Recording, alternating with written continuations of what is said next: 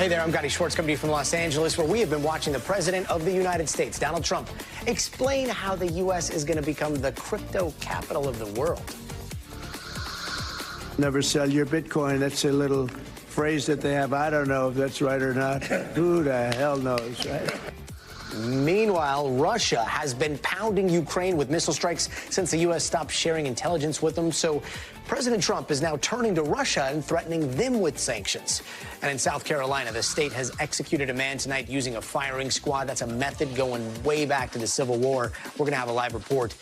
And then the latest fallout from the SpaceX fireworks seen all around the Caribbean. Those are just some of the stories we are following tonight. There is so much more to unpack. So let's get going, because this is Stay Tuned Now.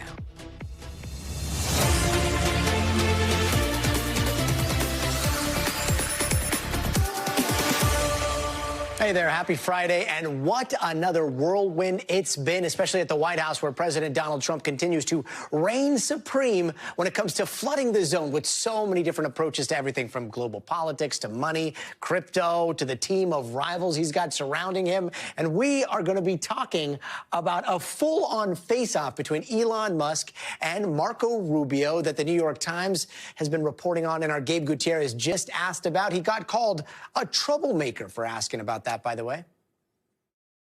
Some details have come out about your cabinet meeting with Elon Musk and some clashes potentially between Secretary Rubio and Secretary Duffy. No clash. I was there. You're just a troublemaker.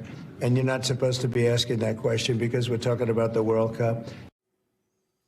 Gabe is standing by at the White House to tell us what went down. Plus, Trump says he just sent a letter to Iran with some threats and an offer to make a deal on nukes. And then, of course, the tariff wars, 180s, the delays, the exemptions, and a whole lot of confusion on all sides of the border. The White House's messaging, it's all going according to plan. Were you warned that there could be a little disturbance that Americans could feel as a function of these taxes? These tariffs, how much disturbance are you willing to accept in the near term as a function of that? And to set expectations, how long should Americans expect things to cost a bit more?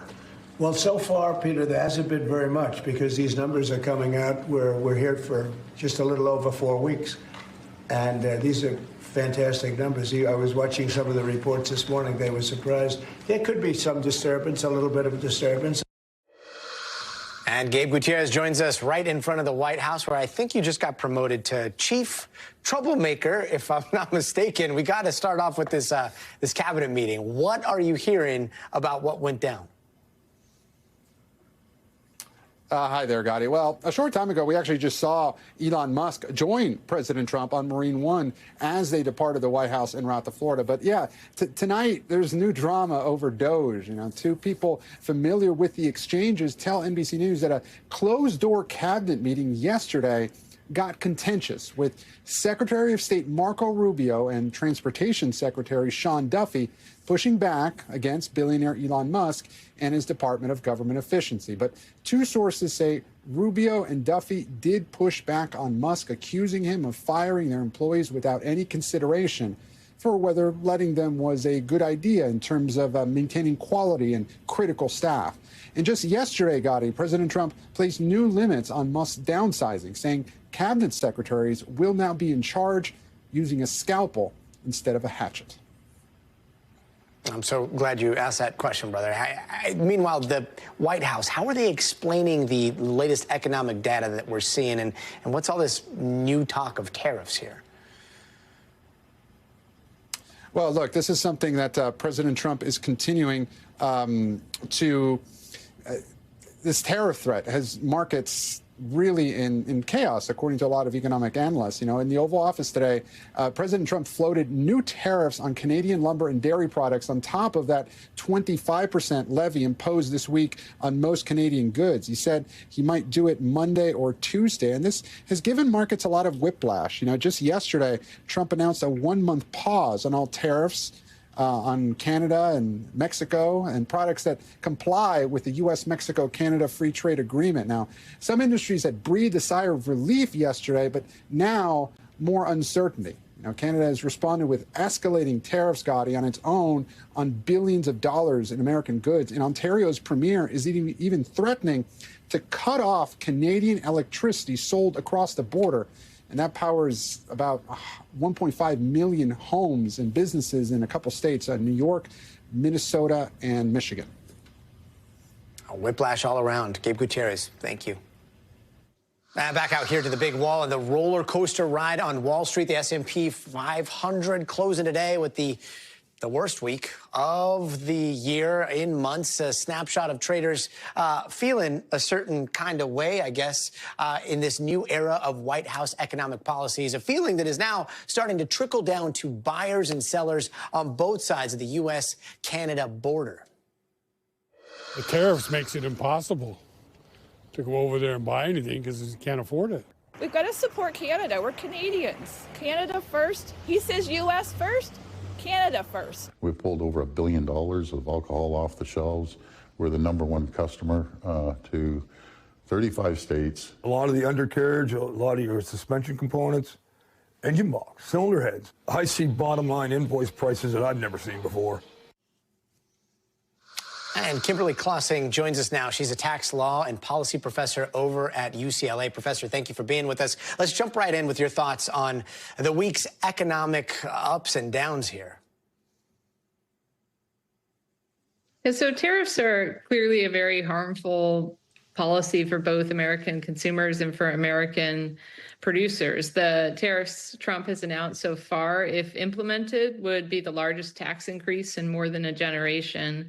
And North American production has been highly integrated across Canada and Mexico's borders for more than 30 years. So this would be very disruptive to workers in their production lives as well.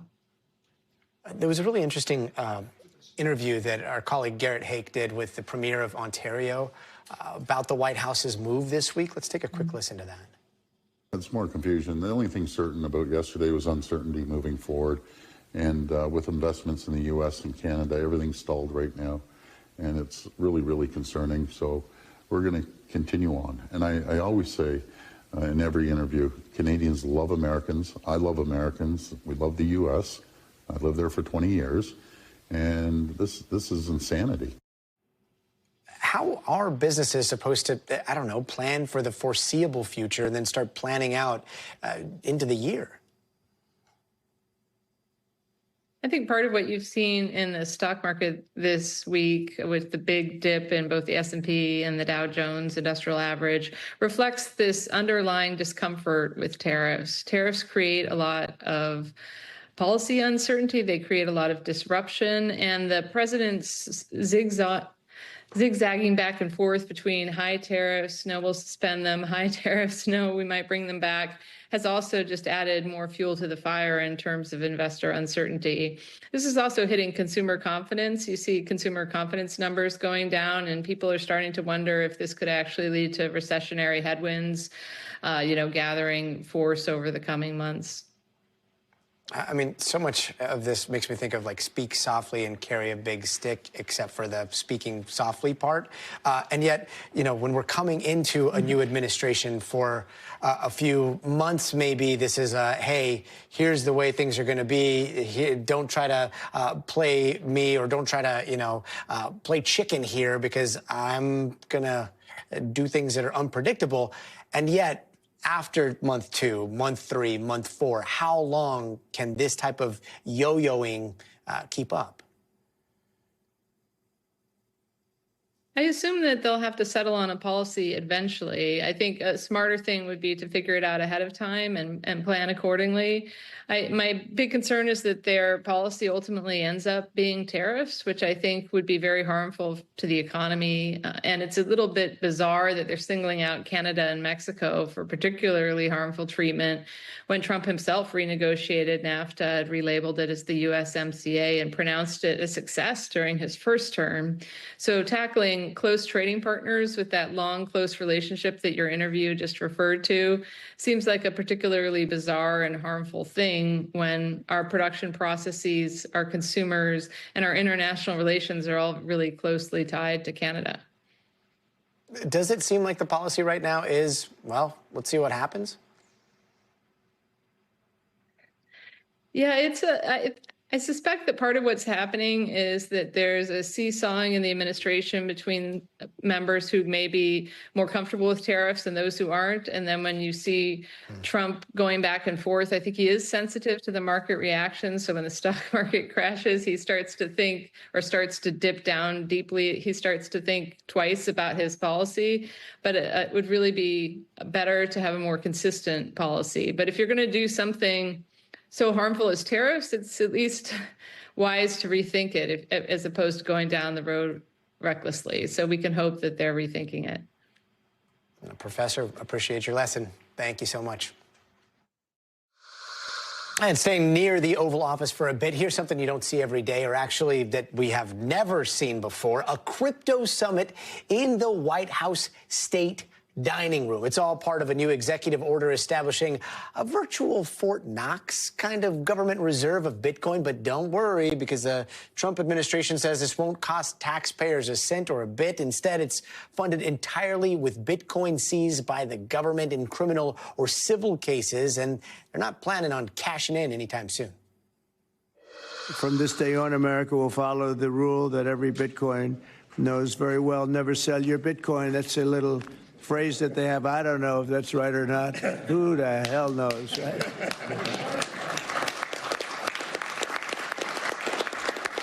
Who knows? Who knows? But so far, it's been right. And well, let's keep it that way. Who the hell knows? I sure don't, but I hope our next guest does. Brady Dale is a crypto reporter for Axios and the author of the Axios Crypto Newsletter. Brady, thanks so much for being with us. So, I mean, just like Trump asked, who the hell knows? What are your thoughts on how this is going to all play out? It's a great quote. I love that quote that you picked there. I thought that was the funniest moment when I was watching it. How it's going to play out, I mean, you know, I guess it's fine. I mean, he's right. The current plan, it's not going to cost taxpayers anything. You know, there's already about almost $20 billion of Bitcoin that the U.S. is just sitting on. And it's been sitting on it for a while. That hasn't hurt anything. So committing to sit on it longer shouldn't hurt anything. The big question is, like, could we do something better with it? Like, would it be better to sell it off for some reason? And the Trump administration is arguing no, and the crypto industry is excited about it. But I don't think there's much risk here. He also talked a little bit about China and wanting to beat them and becoming the crypto capital of the world, which is really interesting. I mean, is China a big player in the crypto space like we are, using it for the same types of things, or are they using it for different things, like, I don't know, trying to get around sanctions and things like that? Well, China has been a gigantic player in the crypto space in that for a long time, it was where most of the Bitcoin mining operations were. And then, you know, the Chinese government has been really ambivalent about Bitcoin in different ways. You know, in like 2017, it kicked all the miners out, but they didn't really all get kicked out. But since then, America has become a much bigger place for Bitcoin mining. So in terms of that, you know, China is a real competitor. I think the Asian market in general is way ahead of Americans in terms of using cryptocurrency. And then specifically, and I don't think this is something China's that excited about, but I think, yes, like you said, a lot of people in China use cryptocurrency to evade capital controls. I don't know if that's the kind of leadership that Trump's talking about. I think he just mostly wants to, like, win the overall industry. And yeah, China is probably our main competitor in that.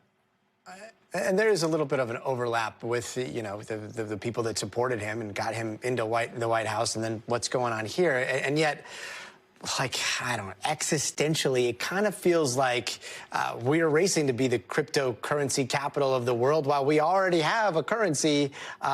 Could this pose some sort of threat down the road, maybe 10, 15 years down the road, to the almighty dollar? Is that possible? Like, what is the future of money here?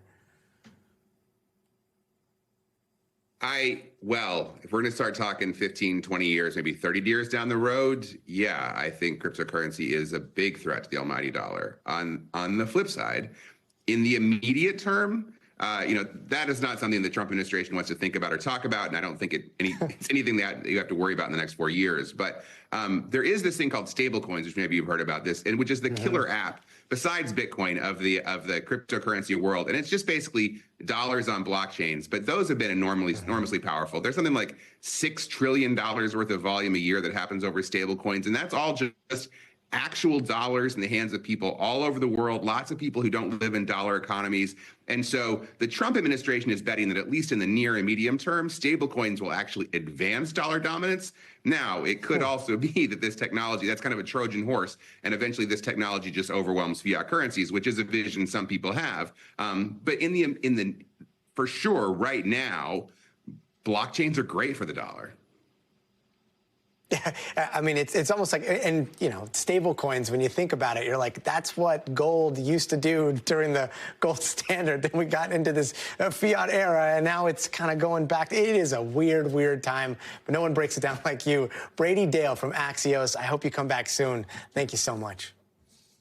And now back to some global politics. In a letter that Trump sent to the leader of Iran, the president saying he wants a new nuclear deal to, I guess, replace the nuclear deal that Iran had with the United States that Trump backed out of the first time he was president. So let's bring in Jeff Mason, the White House correspondent for Reuters. Jeff, great to see you. What do we know about this letter, and how is this different than when Trump pulled the U.S. out of the last deal with Iran?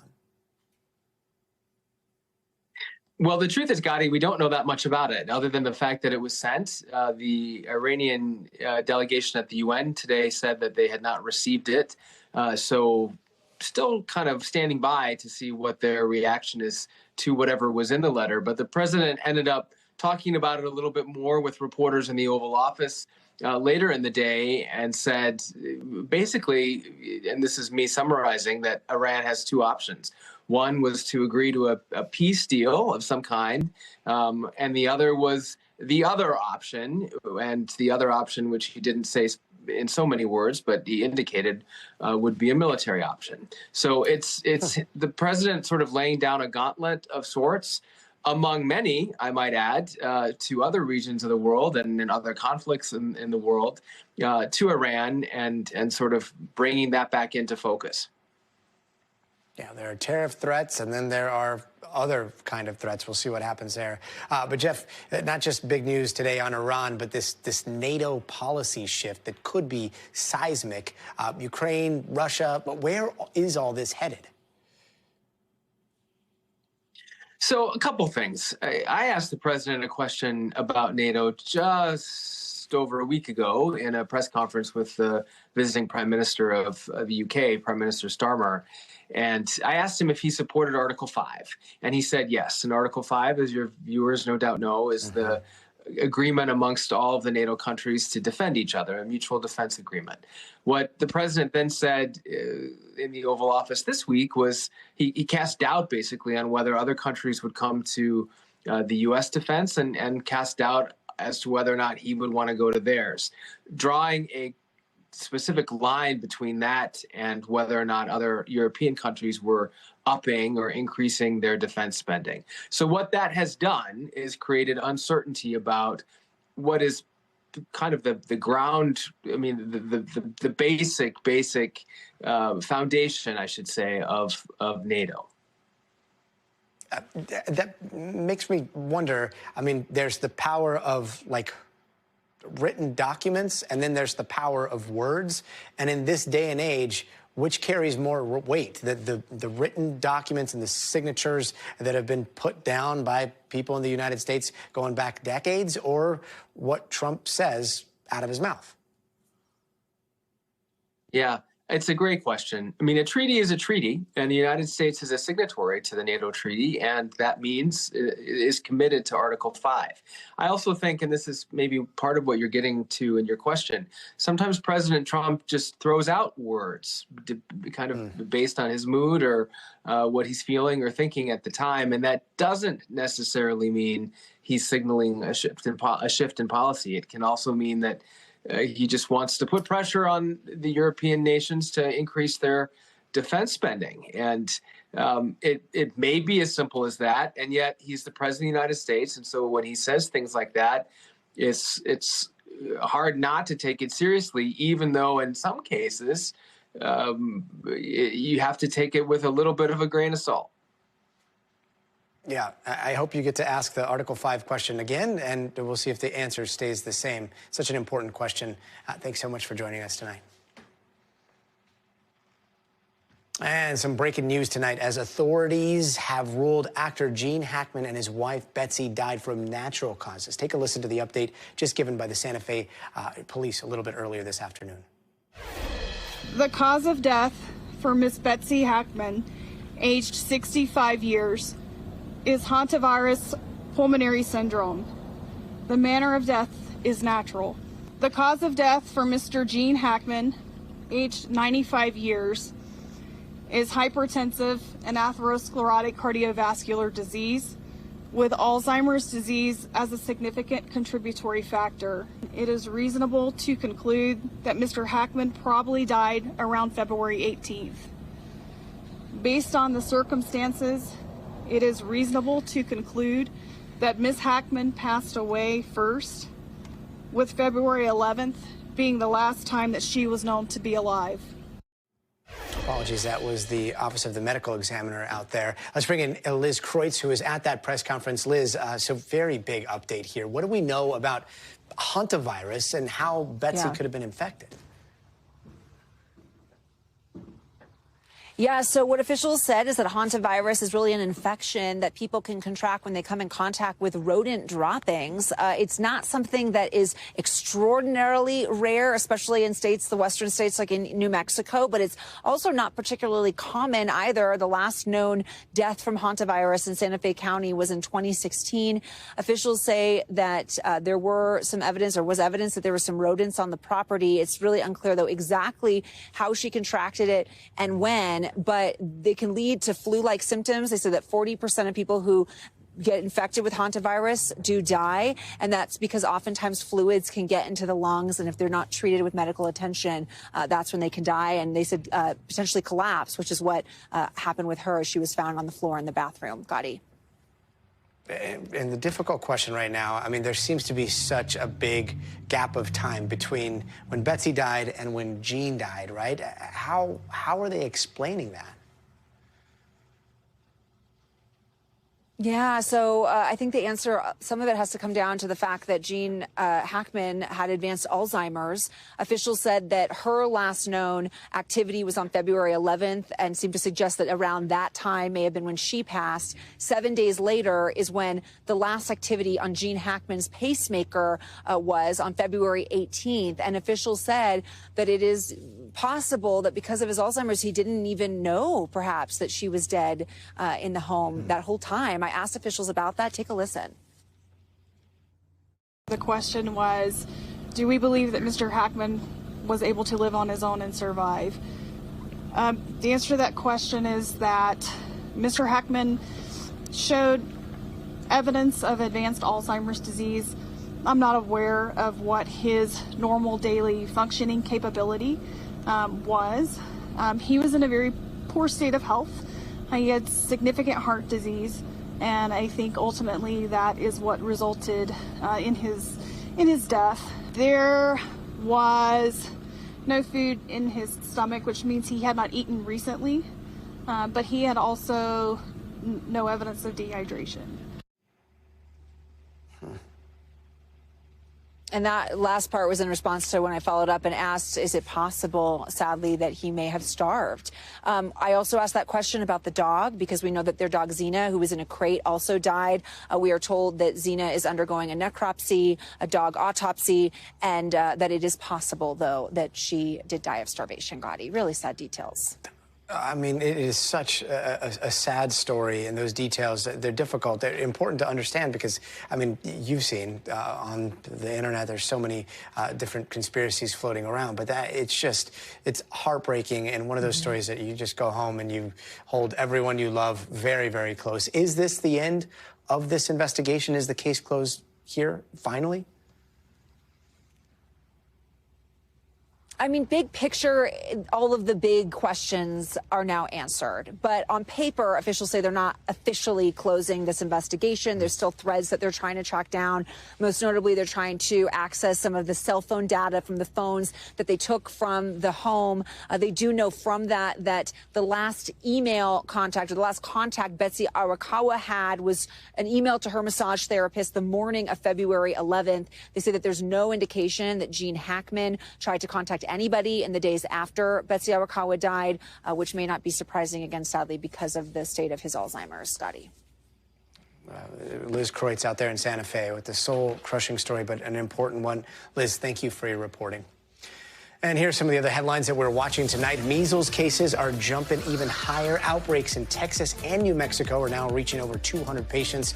Officials trying to get as many people tested to stop that virus while they work to boost vaccination rates in some of those areas. So far, 23 people have been hospitalized and 2 people have died. Both of them were unvaccinated. And 2 active duty U.S. soldiers out of Washington State and Oregon are being accused of espionage. The DOJ says they passed classified information, including weapons documents, to China. The indictments say the spying took place over the last few years, right up until this week. And stunning video out in Oregon where the Coast Guard rescued a 71-year-old woman trapped in rushing water. The car somehow falling into that river near Springfield, Oregon. You can see the rescue with crews being lowered down using a helicopter there, getting the driver out while dealing with those high water levels. And ESPN's Stephen Smith just signed a brand new contract worth a cool $100 million. It's a 5-year deal that reportedly comes with a certain amount of freedom that will free Smith up to be on other platforms to talk politics, not just sports. And whether you're ready or not, daylight saving is back this weekend. The clocks are going to spring forward early Sunday morning, which means later sunsets, but 1 less hour of sleep. Don't forget to adjust those watches or clocks, or actually, just say you didn't and sleep in, as the new time takes effect Sunday at 2 a.m. local time. And don't go anywhere. We are just getting started. Still ahead, lots more to unpack from yesterday's Starship explosion. A former astronaut joins us to talk about what went wrong and what this is going to do to that ambitious timeline to get us to Mars. But first, execution by firing squad. South Carolina officials talking tonight about something that hasn't happened in the U.S. in 15 years. Hey, welcome back. In South Carolina, a man has just been executed by firing squad, becoming the first U.S. death row inmate to die in that way in 15 years. The inmate, Brad Sigmund, choosing that method himself over lethal injection. NBC News daily anchor Zincle Esmois joins us now. Zincle, he chose firing squad over lethal injection. How did it all go down?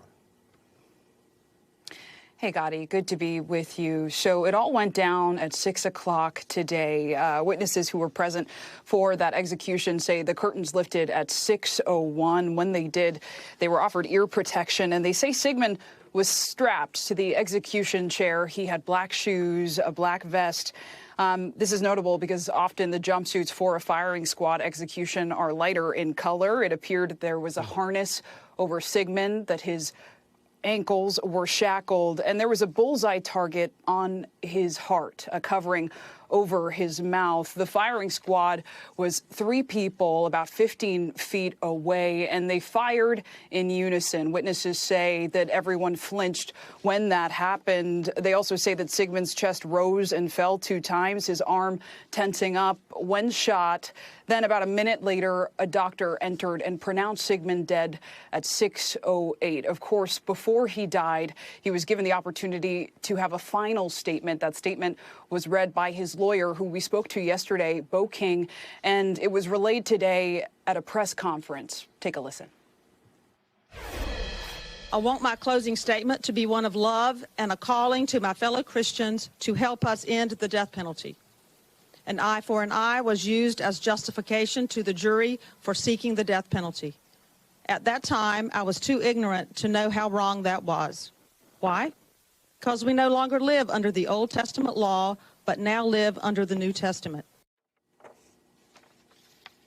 So as you heard there, Gadi, his final statement asking for an end to the death penalty. Ultimately, he had three choices: death by lethal injection, electrocution, or firing squad. Sigmund said he chose this in part because it was the fastest. Of course, the activity was not just inside that facility, but also outside. Around 30 protesters gathered calling for an end to the death penalty. But ultimately, the 67-year-old was killed today, Gadi.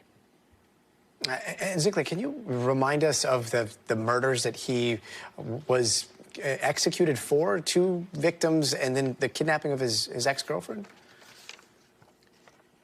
Yeah, Gadi, that's right. Sigmund, as many will remember, was on death row for the brutal murder of his partner's parents in 2001 by baseball bat. We did hear from a member of that family, the grandson of those victims, in a statement in part.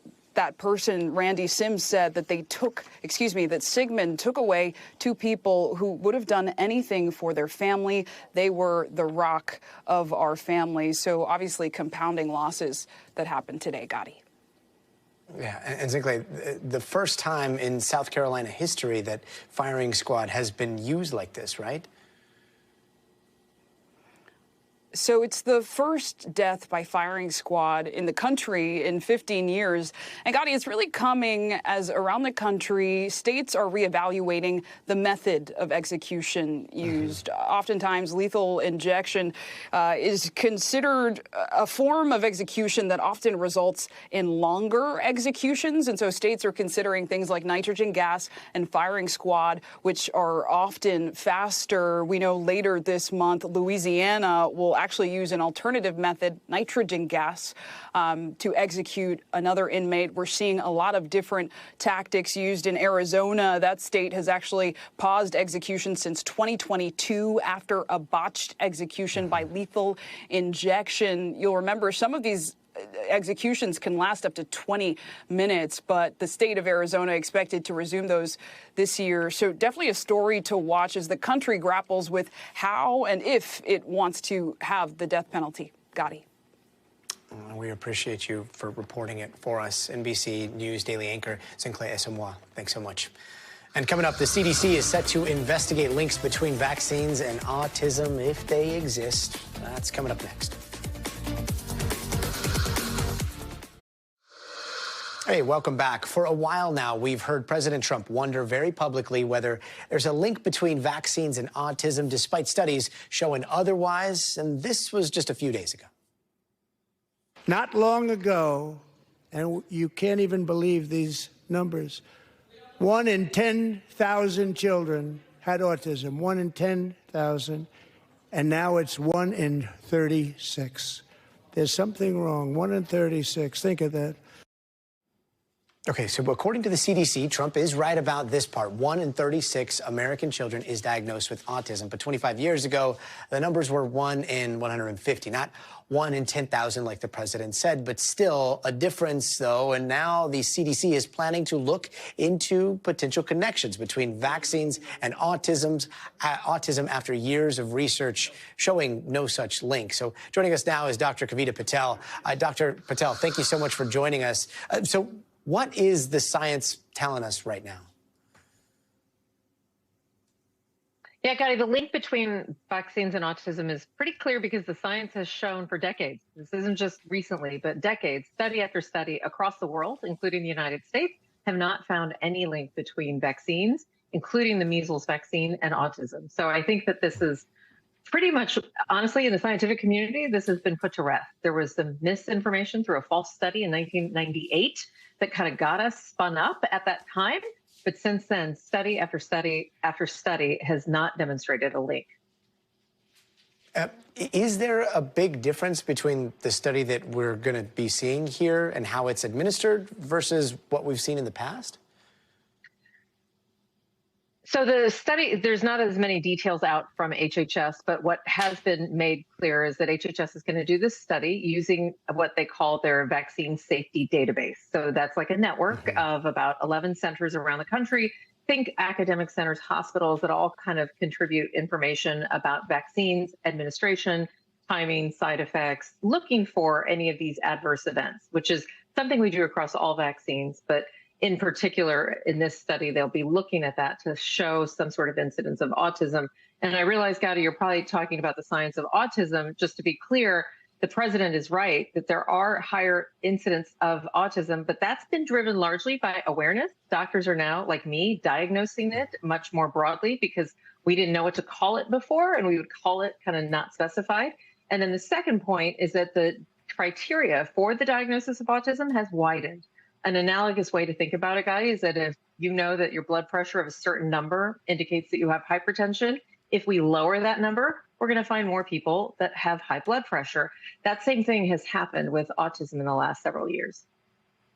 It does feel like a lot of this goes well beyond vaccines and autism and the role and trust in the CDC in our society today. Is there a chance that we're going to see the CDC start to do 180 on things like autism in the future based on politics?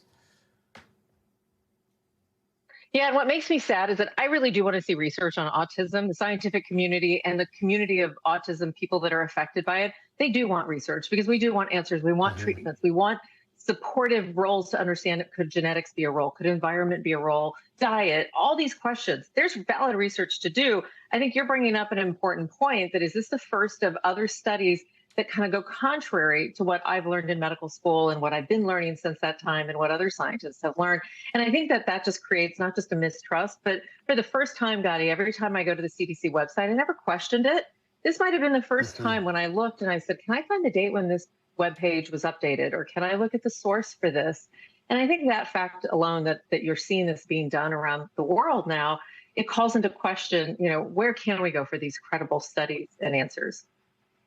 Yeah, and even that alone is just another critical thinking tool to keep in our toolbox, just the date and time which things were published. Right. Dr. Kavita Patel, thanks so much for that.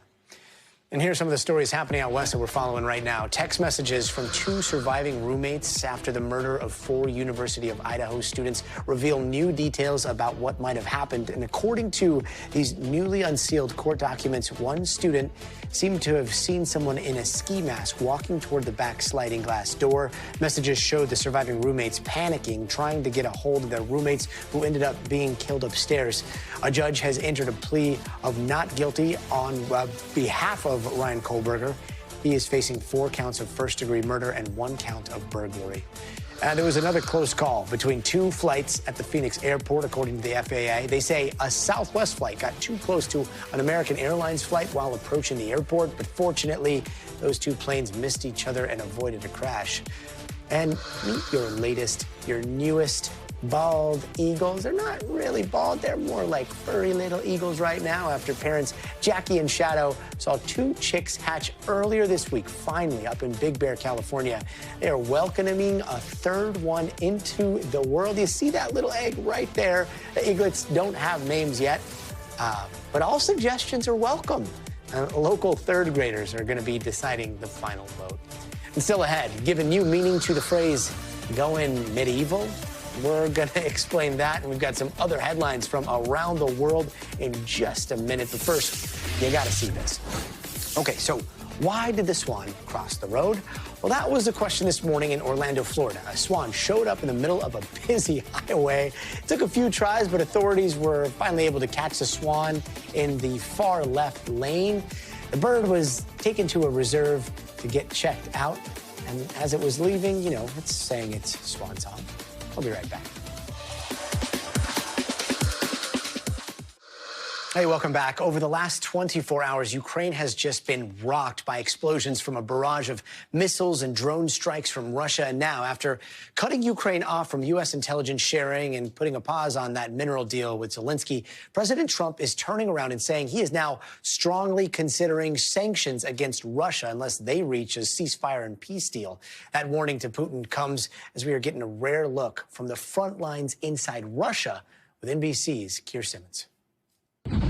Hours after Ukraine officials say a Russian missile struck a hotel, killing 4 people, President Trump with a new threat to Russian President Putin, posting Russia is absolutely pounding Ukraine and that he's strongly considering large-scale banking sanctions and tariffs on Russia until a peace deal is reached. I'm finding it more difficult, frankly, to deal with Ukraine. It may be easier dealing with Russia, which is surprising because they have all the cards. And they're bombing the hell out of them right now. And I put a statement in, a very strong statement. Can't do that. Here in Russia, it does not seem like ending the war will be easy, where it's now become a fact of life. In the Russian city of Kursk, air raid sirens are ignored.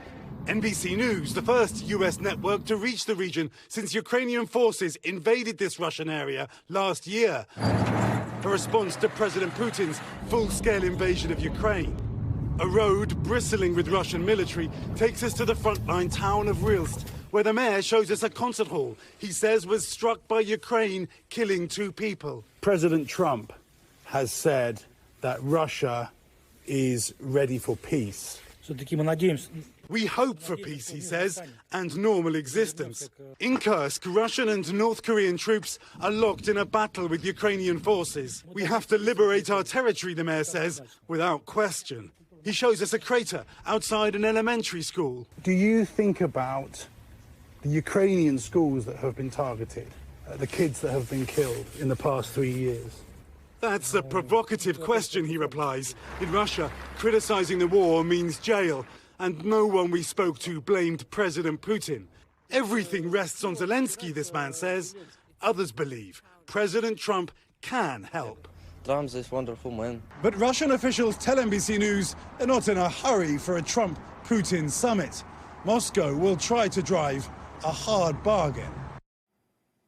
Keir Simmons in Moscow for us tonight. Keir, thank you. And let's take a quick look at some other big stories trending around the world right now.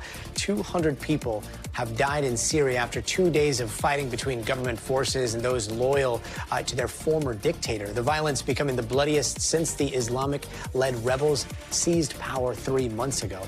And a tropical storm brought heavy rain and heavy wind and rain to Australia today. Now, that storm is called Cyclone Alfred, or was called Cyclone Alfred, and was set to be Australia's first cyclone in over 50 years.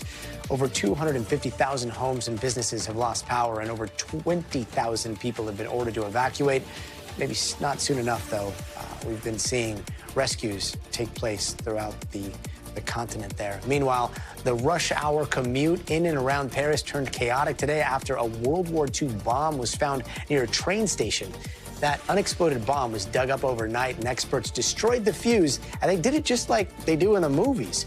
Officials say hundreds of trains were canceled, creating a nightmare for some 600,000 people. And this week, a small town in England celebrated a rather bloody 800-year-old tradition, the one, the only Atherstone ball game. Now, there are only 2 rules in this ball game. Keep the big leather ball on the city's main road and don't kill anyone. But basically, they just fight for that ball for 2 hours, and only one person can emerge as victorious. And this year, 31-year-old construction worker was the last person with the ball. His name is Marcus Cooper. He took home the big prize, and the big prize was a leather ball. Before we go, it is time for the future of everything. Look, Mom, no hands. Today, the record broken by this driverless race car. That's all ahead coming up in the future of everything. Plus, a Starship is dominating all the space headlines, but a manned craft is actually headed up to the ISS next week. So what that crew is saying about the mission, coming up next.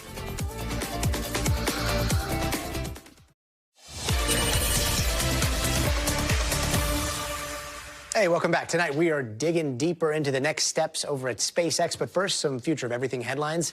This isn't just a race car. This is a self-driving Maserati, and it is fast. The car hit 197 miles an hour, setting a new autonomous speed record. No human driver, just an AI system trained by engineers from Italy. They're hoping the tech helps with less high-speed driving, like on city streets. And NASA's Hubble Space Telescope has some new art. Check this out. This is the Veil Nebula, or what's left of a massive star that exploded 10,000 years ago, right around the time we were figuring out agriculture and coming out of the Ice Age. All of these colors are hydrogen, they're sulfur, they're oxygen in space dust form, and studying them might help us learn how these nebulas change over time. Now to the Starship explosion and the aftermath seen across the Caribbean last night. All that falling, fiery spaceship stuff, it did fall within the pre-planned areas. That's the word from SpaceX, despite rare ground stops at 4 airports out in Florida. Let's bring in NBC's Priya Shrithar, who joins us now. Priya, SpaceX is saying the post-explosion or rapid disassembly part went according to, I guess, like contingency plans, but ground stops for fallen space debris, does that happen a lot here? What's the FAA saying? Yeah, it's pretty incredible, especially if you see some of those social media videos that were posted with people who were in the path of that rocket. The videos kind of looked like a meteor shower, but basically what was supposed to happen was the Starship was supposed to take off, and the top part of the Starship was going to be up in the air for about 66 minutes. It was supposed to dispense some dummy Starlink satellites before it made its way into the Indian Ocean off the coast of Western Australia. And the bottom part of the Starship was supposed to return back to the launch pad within 6 or so minutes. So what went right is that the bottom part of the Starship did in fact make its way back to the launch pad, which has happened with all of these test flights of SpaceX's Starships. What went wrong was the top part of that Starship actually exploded about 9 minutes and 30 seconds after it launched. Now, both the top and the bottom parts are powered by these incredibly powerful Raptor engines. And so what SpaceX is preliminarily saying right now is that they believe that one of those, or a few of those, I should say, Raptor engines on the top part of the Starship malfunctioned in some way. And this is eerily similar to what we saw with the Starship's test flight back in January. The top part of that Starship test flight actually also exploded and produced very similar videos to what you guys are seeing right now. In that situation, we also saw space debris landing on the Turks and Caicos Islands and all over the Caribbean. As you mentioned, SpaceX is saying that they had contingency plans in place that went into effect. But at least in the Turks and Caicos Islands, residents saw space debris for weeks after the explosion. So time will tell, Gadi, if people in the Caribbean actually see pieces of this spaceship. And Priya, I mean, those Raptor engines, those are tried and true by now engines, and yet it's very similar to what we saw during the last Starship explosion. Is there a problem with the configuration with the engines inside of Starship? Or are they going to have to, I don't know, really look at the Raptor engines that they use a lot here? Yeah, that's a great question. So the last time around when this happened back in January, the FAA issued a ground stop essentially, and they wanted to investigate what actually happened with the Starship. That time around, SpaceX came out and said that it was the vibrations of those Raptor engines were so incredibly vigorous and intense that it actually caused a propellant leak. So after the fact, Elon Musk, who obviously runs SpaceX, said that they troubleshot that problem, they addressed it, and that doesn't appear to be the problem that we're seeing this time around. However, the FAA is also issuing another investigation this time, so time will tell what they come up with, but this is really slowing down Elon Musk's timeline as far as his goals to get to Mars, Gadi. Yeah, troubleshooting really throws a wrench in the cadence that they're hoping for here.